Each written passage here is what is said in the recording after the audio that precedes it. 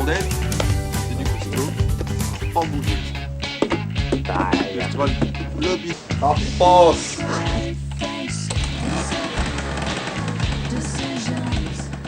Enfin, à côté de Grasse, Calian. On va longer la côte. Toujours longer la côte. Passer à Marseille. Ensuite, on va se diriger vers Perpignan. Montpellier, Perpignan. À Gibraltar, on va prendre le bateau. On va embarquer les mobs dessus. On va descendre, jusqu'à cette ville-là. On va rentrer à l'intérieur des terres. On va aller à Oussambe. Là, on devrait croiser les caravanes. Enfin, c'est pas on devrait, on va croiser les caravanes. On passe la frontière du Sénégal. On se dirige vers Dakar. Là, on doit recroiser une deuxième fois les caravanes, la caravane du Paris-Dakar. Ensuite, repartir en avion chez nous.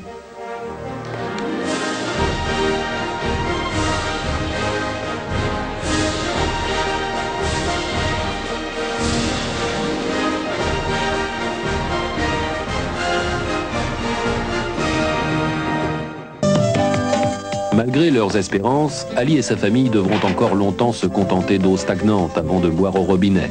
Et le métier de livreur d'eau n'est pas prêt de disparaître.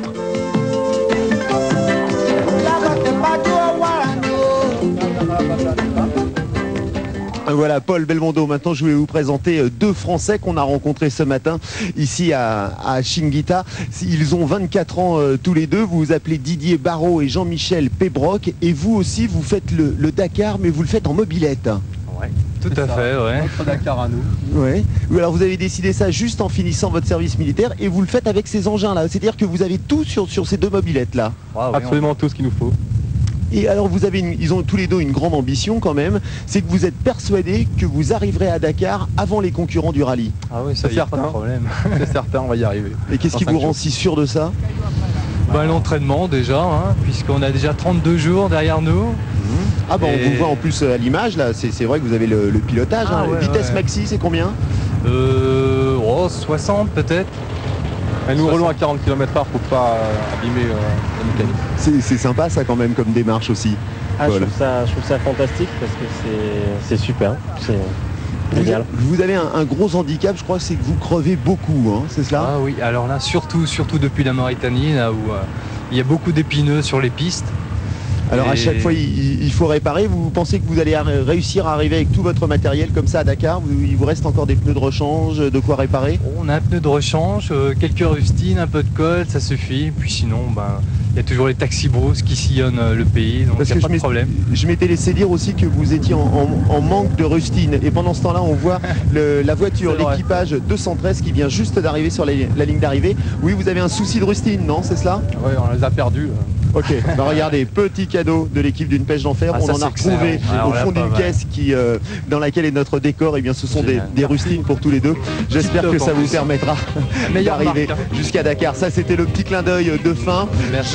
Jean-Michel Pébroc, merci beaucoup. Didier Barrault, bravo. Et puis belle route jusqu'à Dakar. Paul Belmondo, bonne chance donc la saison de Formule 1 qui va redémarrer. Je crois que c'est bien parti, hein. Ça se présente pas trop mal. Bon, merci beaucoup et puis passez de bons moments justement sur ce Dakar. Comme chaque soir, eh bien, on va se quitter avec notre image de fin. Vous l'avez découverte au tout début de notre magazine. C'est la chute du pilote américain Danny Laporte, le motard américain qui s'est offert la gamelle du jour dans les dunes mauritaniennes. Un champion vu d'hélico, Jean Brucy et sa Honda 45. Il a accepté très gentiment de porter un micro-émetteur pendant le journal du Dakar. Commentaire à chaud de l'acteur. Ah! C'est le courant d'air qui m'a fait tomber. Ils ont quand même perdu plus de 2 heures sur le bord de la piste aujourd'hui. Harry Vatanen qui, à l'heure qu'il est, ici en Mauritanie, n'est toujours pas arrivé à la fin de l'étape. Côté coulisses, voilà la toute petite caméra qui était à bord de Danny Laporte tout à l'heure et qui nous a permis de vivre sa chute. Je voudrais saluer pour la fin de ce journal du Dakar, Rémi Barrault, c'est lui, Jean-Michel Pébroc, c'est l'autre. Ce ne sont pas deux concurrents, ce sont deux amateurs de 24 ans, des Français qui font Paris-Dakar en mobilette. Qu'est-ce qui vous a poussé à faire ça? Le goût de l'aventure, du défi, le rêve que procure tout le rallye. Et vous espérez arriver à Dakar quand? Le 15, on y sera, c'est sûr, avant les autres. Bon alors, dimanche prochain, rendez-vous à Dakar avec vos mobs, avec les Fox, bravo. Félicitations. Merci. Allez-y, prenez votre route. Que mes parents s'inquiètent pas, j'ai le GPS, voilà. j'ai tout ce qu'il faut. Ok, on se quitte maintenant avec ce qui a le plus marqué cette journée, c'est-à-dire le vent et le sable. Gérard Roy pour le montage.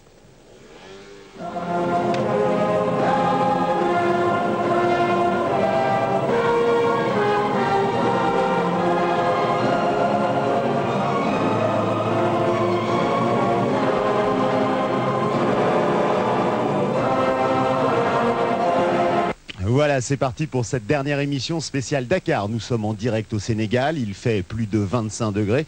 Et dans un instant, eh bien, nous allons découvrir ensemble les images de cette dernière étape en moto et en auto. Nous aurons aussi, bien sûr, comme chaque soir, des invités, et notamment Hubert Auriol, l'organisateur de ce rallye, qui vient à l'instant de nous rejoindre. Je serai en compagnie de Gérard Rolls, et en ce dimanche un petit peu spécial, eh bien, nous décernerons de gros clins d'œil à des femmes et des hommes qui ont marqué cette 17e édition. Merci de nous recevoir en direct de Dakar. Top, pour le générique, c'est la DER, on va se faire plaisir.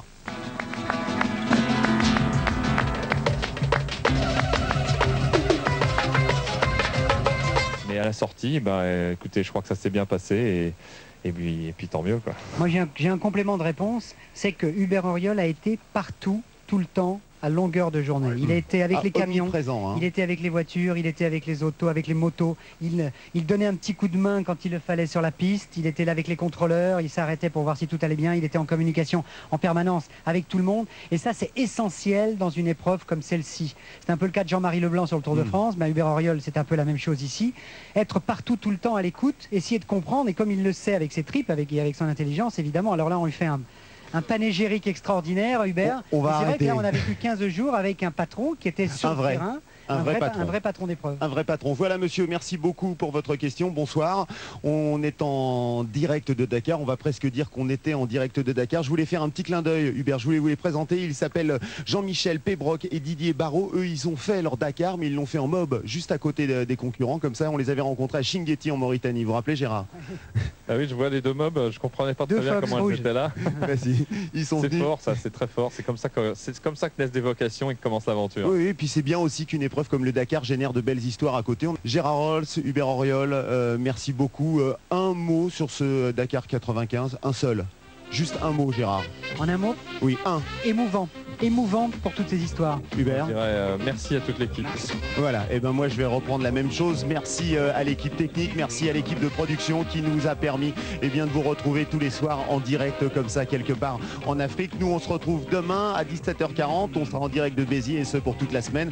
J'aurai juste le temps de prendre un petit avion cette nuit. Les prochains rendez-vous de la soirée en ce qui concerne le Dakar. Stade 2, 18h40, Stade 2 avec un multiplex avec San Diego et puis le journal du Dakar après.